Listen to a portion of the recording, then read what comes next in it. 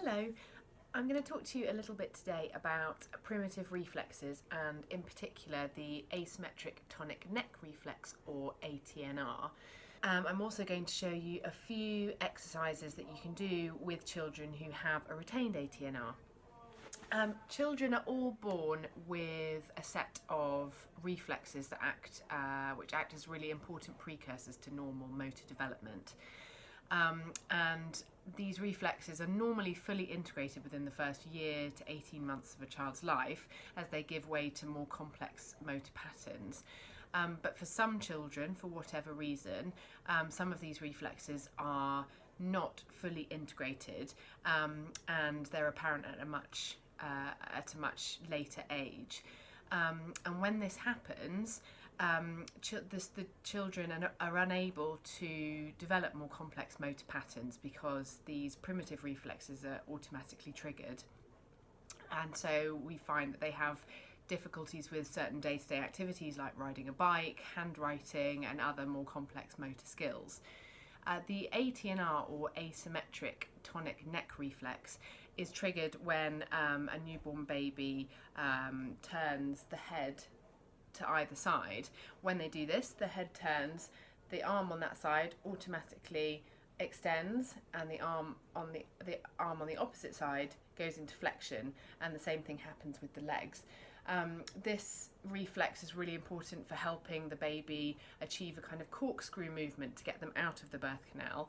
It's also important for helping the baby find their hands, which is a really important part of fine motor development. Also helps to establish hand-eye coordination.